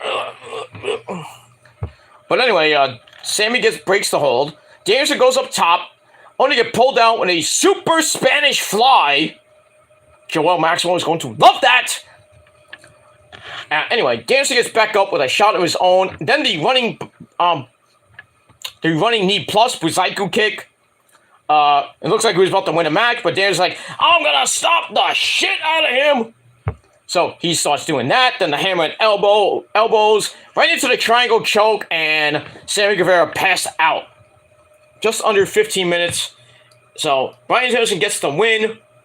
Match was pretty decent. 3.25 out of 5 stars. And that's pretty much it for that. So not a good night for the Jericho Appreciation Society. Well, we get that. Hopefully Friday night will be, but we'll see. All right, after that, we go to the back. I think it was with Tony Baloney. He's with his special guest, Ray Phoenix, and Alex Abrahantes. They're ready to see Ray Phoenix's brother, Pentagon Zero Miedo, become the new world champion. So Tony's like, so he thinks about it, he's like, And then Alex like, you could be the All-Atlantic champion. Ray Phoenix is like, that could be a good idea. And then Christian Cage and Luchasaurus come in, basically saying that the big man should get the next title shot. So they don't really argue. And then we see my good buddy Orange Cassidy come in with his freaking backpack. He's like, somebody want a title shot? takes out the belt, holds it up, says, "Works for me." So we're going to get another triple threat match next week with Orange Cassidy defending the All-Atlantic title against Luchasaurus and Rey Fenix. Should be some good shit next week in Baltimore, Maryland. I wonder if Otaku's going to that show. He lives right there, so he's a big AEW mark. You fucking mark! But it is what it is. We'll see what happens with that. So I give that 3 out of 5 stars. Alright, then we go to women's action at 9:18 p.m., not the 9:30 death slot. So we got Jamie Hayter, who comes out with Rebel and Dr. Britt Baker, DMD, baby. She takes on little old Rio, not even little old, she's 25 years old. So Rio comes out, looking hot. He's like, baby, yeah, so cute. Now she's mine. Now I used to be my former friend Nick Infante's waifu. She's mine now, bitch. That contract is mine now. You get nothing. You don't get Maki Ito because she's mine now. So fuck you. That's all I gotta say about that, you snake. But I digress. Anyway, so we get to this match. Match was okay, not great. So Rio getting powered down by Jamie to start, but she manages to send Jamie to the outside for one hell of a dive. And then she looks at the camera like, they go back in. Jamie grabs a quick suplex as we go to break. We go to picture-in-picture. We come back. Leo goes to the top rope for a high cross body, but Jamie held on and rolled through for a suplex for a near fall. Leo then snaps off a middle rope Hurricane Rana for a near fall of her own. Then hits Code Red for the same. Then a Snapdragon suplex. Who told her that? Kenny? Because you know how Kenny likes those young girls. Anyway. So a Snapdragon suplex gives Rio another near fall. But Jamie comes right back with a boot to face to take over. They get back up. And Jamie hits the Ripcord Lariat or the Rainmaker from Okada. She hits that and knocks Rio silly. And she goes to recover 1, 2, 3. Jamie Hayter gets the win in just under 11 minutes. But match was alright. I gave it 3 out of 5 stars. And we'll see what happens with all that. But it sucks that Rio had to lose. Damn it! But they're pushing Jamie Hayter to take the title off of Toni Storm. And speaking of Toni Storm, she comes out after the match and she looks at Jamie Hayter. Jamie looks at her and then she holds up the title, the interim title. We should be just called the women's title because Thunder Rosa ain't coming back anytime soon.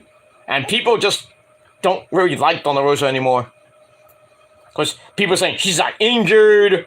They should strip her, officially strip her of the title, not even have her come back. If she does come back, she shouldn't even be, called the former not even former, the AEW Women's Champion anymore.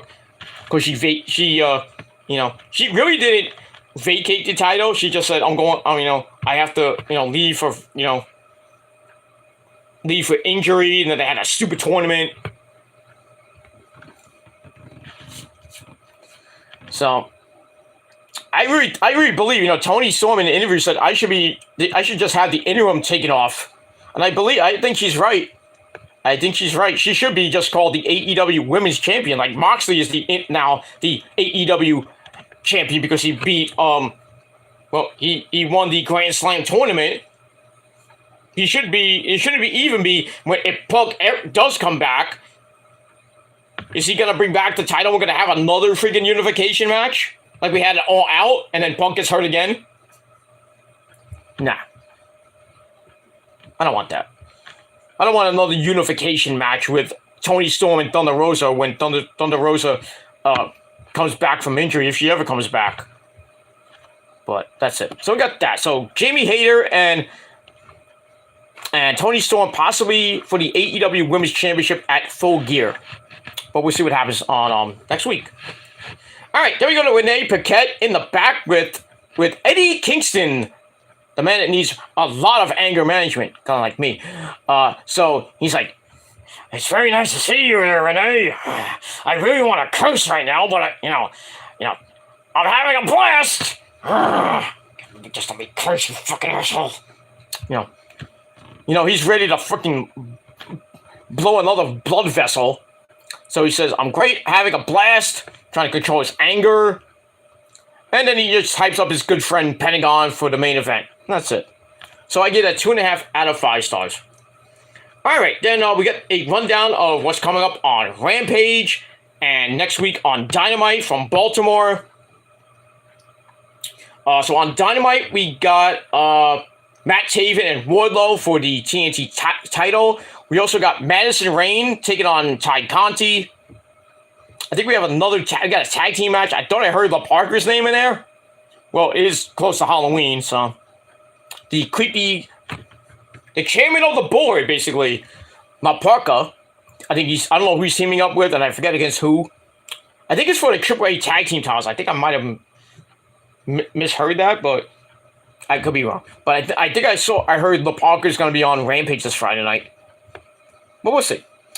All right, so we got that, and then next week on Dynamite, we got Chris Jericho against a former Ring of Honor champion, and also the All-Atlantic Championship between Orange Cassidy, Ray Phoenix, and Luchasaurus, and much, much more. Also, we got next week Darby Allin taking on Jay Lethal in a rematch. We'll see what happens with that. Speaking of Darby, we get a video about Darby. Darby Allin says, Sting, the man called Sting, hasn't been here for a bit because Darby said he hasn't been happy in a bit. Sting or you, Darby? Well, you haven't been relevant in the last couple of weeks. Anyway, so he's like, I want to prove himself by himself. So I want to prove myself by myself. So he doesn't need Sting. You don't need Jannetty, you know. So we got all that. So Darby tells Jay Lethal to bring his old friend, whoever that might be, to the ring next week. And yeah, we got that. Then we get a rebuttal from Jay Lethal. We got Sanjay Dutt and Sangha Singh. They tell Darby to be careful what you wish for because you just might get it, meaning the old friend. So we're going to have a debut next week of this old friend that Jay Lethal has. And Jay Lethal has some old friends in Impact and Ring of Honor. I can only imagine who this could be. It's not going to be freaking Truth Martini. Imagine if it is, goddamn. He runs his own school, so I don't know if he would be doing that. Plus, I think he's retired. Because way back in Ring of Honor, he got dropped on his neck. I think he messed up his neck for a while. And really, he was just a manager until the time where basically he was gone from Ring of Honor. When the House of Truth just disbanded. But Nature Brand Iced Tea. Nature Brand Iced Tea, the proud sponsor of life. It is. Proud sponsor of life. Let me move on from there. Kind of like Nature Brand water. But it is what it is. Alright, so we'll see who this old friend of Jay Lethal is next week. If anybody got any ideas, put it in the comment section of the video down below. And we'll move on. Alright, before we get to the main event, let's get to 2 more comments from my good buddy Will Rally Sport Rally. Quick question. Why is it that bums... No. Man, fuck that! No. Anyway, quick question. Test should be in the Hall of Fame, I think. ECW champ teamed with Prince Albert and Trish. Yeah, and also was managed by Stacy Keibler in his horrible feud with Scott Steiner. I think Test should be in the Hall of Fame. You know, posthumously, of course, because he, sadly passed away a long time ago. I would think Stacy Keibler should induct him. Maybe Scott Steiner. I don't know who would. Maybe I would think Prince Albert or Trish would induct him because they were they were in TNA, not that TNA, but Test and Albert.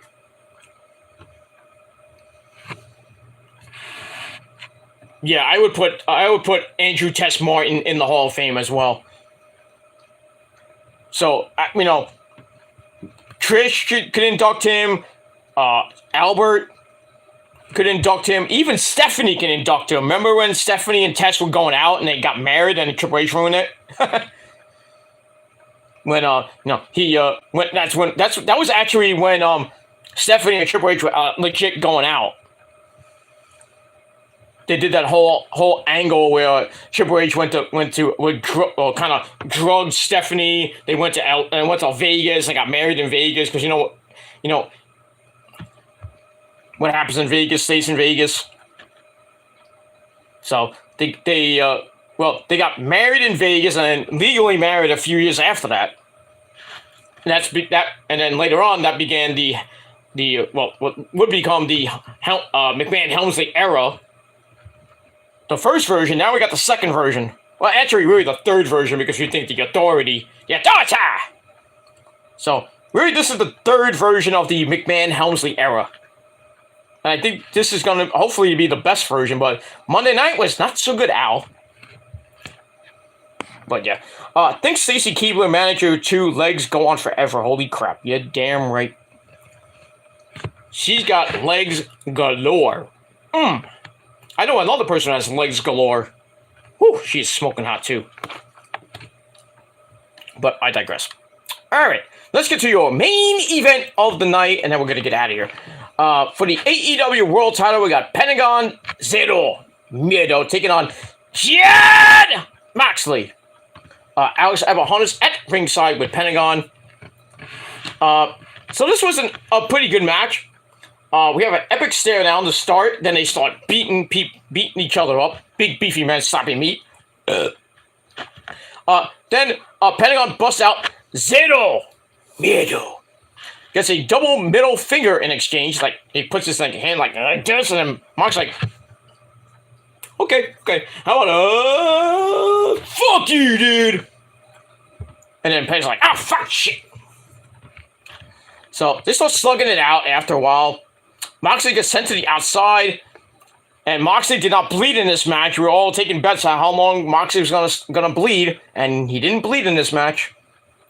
But anyway, Moxley gets sent to the outside, gets taken down again, right near the steps as we go to an early break. We come back. Pentagon hits Sling Blade. We gets caught with a jumping Gilmore Cutter. Bang. Then he goes right into a pile driver, like a Cactus Special pile driver almost. Gets a near fall. He locks in the crossface, not Chris Benoit crossface. Gets broken up, and Moxley gets sent over the top rope. And then Moxley stomps on Pentagon's head, but gets reversed into the arm snap. Ouch. They head to the outside. Moxley's arm is good enough to plant Pentagon with a DDT on the steps. Ouch. Then they go back in. Moxley kicks Pentagon in the gut. Hits a Death Rider or a Paradigm Shift into another Paradigm Shift. 1, 2, 3. Jon Moxley retains the AEW title in over 12 minutes. Match was pretty good. I gave it 3.25 out of 5 stars. And that's that. After the match, we have Big Cass, or W. Morrissey comes from behind, attacks Moxley. Then the rest of the firm come out.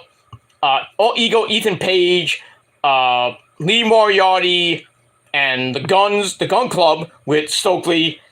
So the firm comes in, beats the crap out of Moxley, and then security tries to help out, and you think they're gonna help. Security can't do shit these days. So security runs in, they easily get destroyed. Then we hear like Tony Schiavone's like, we're hearing something from the back, and then we go to the back with Alex Marvez right near the Blackpool Combat Club locker room, and we see that they're locked out. They can't get out of that locker room, so they can't help Moxley. So the beatdown continues.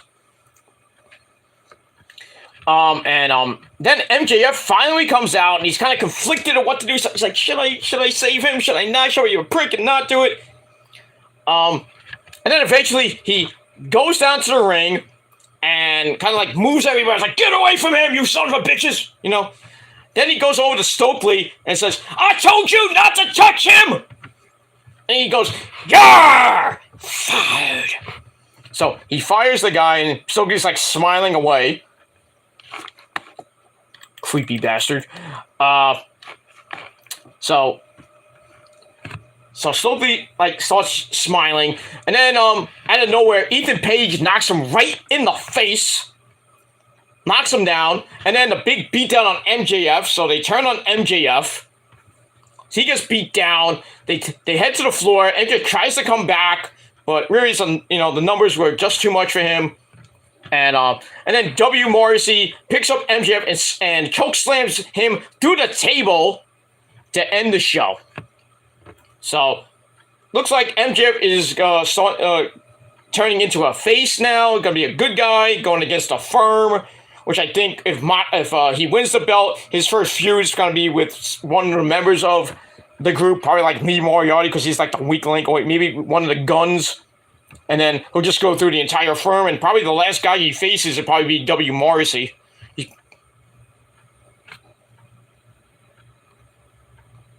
Beat the fuck out of that guy and continue with the belt until I don't know who's gonna beat him at this point. It could be Punk coming back. So he got to really end that feud.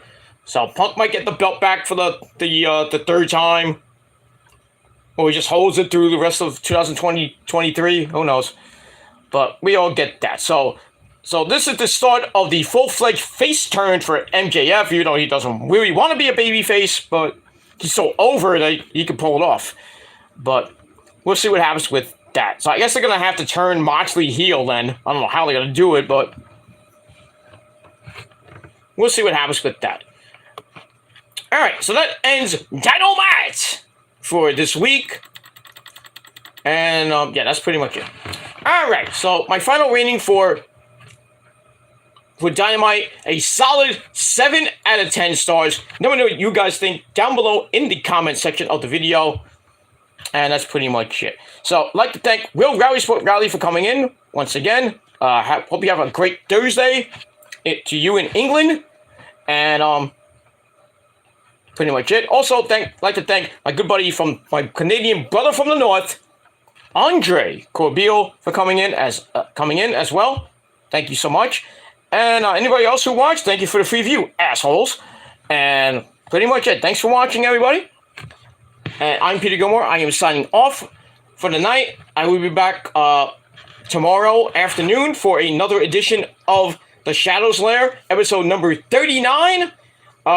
Where I basically kind of give a final recap of everything that's been going on with all this shit going on with me and my former friends, and just to put this fucking shit to bed and just move on from this stuff. So I'm going to do that and kind of give you reasons why I went into a mental rage on Sunday night and through the last couple of days. So I'm going to talk about that, and I know I might get a little bit personal, and people are gonna get gonna laugh and stuff like that. And I personally really don't give two shits, but I'm gonna put this to bed, and it's not gonna be an apology video or anything like that. It's just gonna be a final recap, and that's pretty much all I'm gonna say about that. I might go live, I might not. I'm not sure. I'm not sure of that yet, but we'll see what happens with that. And hopefully after tomorrow, I'm just gonna lay low and be myself and just focus on my channel and my life and my getting better and everything, because I'm starting the journey. I started it today. So I'm on the new medication now, stronger medication, so hopefully it starts working for me. And it's not going to be easy, so we'll see over the next couple months and going into 2023 how everything goes with me and my journey to get better and see what happens as we move on. But like I said, to end this, I'm taking full responsibility for my actions, and wasn't right for me to do all that shit, and I hurt a lot of people. I'm taking my lumps, and even though these people doing these videos and raging and shit, and some of the other videos I've been watching are just ridiculously stupid and boring. I only watch like 10. I don't even watch 10 minutes. I watch like 5 minutes of this shit, and I'm like, same fucking bullshit. Same thing. Same bullshit by stupid fucking people that fucking need lives and everything. They need to grow up too. Because you're at blame too. Don't forget, you guys are at blame too. Some of you guys. You're to blame too. So we're kind of even. And if you don't think we're even, then, well, I don't care what you think. But it is what it is. So yeah, I'm going to mention that and the whole comment I made to Chase and everybody else about, wishing death on them with COVID and shit that I shouldn't even made, but I was just in a rage and I made that, and even if I apologize for that, it's not gonna matter. So I'm just gonna own up to that and eat crow if I have to, but I'm gonna take my lumps and I'm just gonna move away from this situation and let these my old friends do what they gotta do. I hope they have great videos coming up, and have a great rest of the 2022 going into 2023. And I'm just gonna focus on getting better, and I know it's not gonna be a long time before I even can gain their trust again, which I doubt will happen, but you never know these days. But I'm going to strive to hopefully be a better person go between now and going into the next year as well. So I'm starting now, and like I said, it's not going to be a bumpy journey, but I'm getting the help I need. I'm going to anger management classes pretty soon, and I just want to enjoy the holidays with my family and the missus and everything, and focus on that, and focus on my content and not other jerk-offs content that really doesn't mean a goddamn thing to me. And that's pretty much it. I know I've went back on my word and everything because some of these fucking retards are still, are just retarded. That's what they are. They're fucking retards with no fucking lives. And all they can do is just focus their videos about the whole pedophilia thing and the cat diddling thing, cat raping shit, which was taken out of context. Like everything else with me is taken out of context. So it is what it is, and that's the final time I'm actually going to be talking about this pedophilia and other accusations that I really never admitted to and all that shit. And I don't care if you think I'm changing the story around every time. I really don't give two shits what douchebags from Ireland or douchebags from England or even douchebags from this fucking country think. Because your opinion doesn't matter. Mine does. And if you don't like that, then too fucking bad. You do your own shit. I'm going to do my own shit. Just stay out of my life and just stay out of my family's life and everybody else that you hurts lives too. But it is what it is. But I'll say this to all those people, all of my former friends that are now talking to these assholes. I wouldn't do that because they're gonna turn on you again. They're gonna do the same fucking shit. That you think they're gonna be your friends and say, "Oh, I'm gonna be your friend. I'm gonna associate with you now that you hate Peter." I wouldn't do it, dude. Trust me, I would not do it. Because if you keep getting stalked and all this other shit, blah blah blah, even people are making false accusations about me. having people get the coppers after them and everything, and then blaming it on me. I'm like, well, how's it my fault? I don't know where you live. I never did that shit. I mean, come on now. But keep making false accusations about me and all this other shit. I really don't care. I really don't care about any more videos coming up. They're just boring as fuck. But that's all I gotta say. So I'm out of here. I'm going to bed. Thanks for watching, everybody. I'm Peter Gilmore. I'm signing off.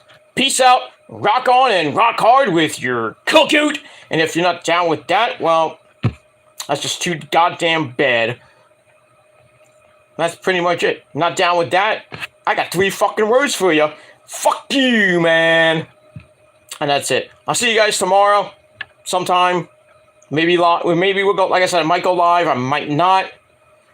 But I might just get the video out of the way, try to get it done in about 30 minutes, and then do what I gotta do tomorrow for my pop's birthday and everything. So I'm gonna do that. I enjoy my weekend coming up. Got really got nothing to do this weekend besides watch football and I might watch the World Series here and there. I might not. But I got SmackDown on Friday night, Rampage on Friday night. So do that video on the Kill Demons channel Friday night. And then I might take the weekend off. I will see what happens with that, depending on what's going on in the wrestling world and music world and everything else. So we'll see what happens. All right, thank you for watching, everybody. I'm out. Peace, bitches.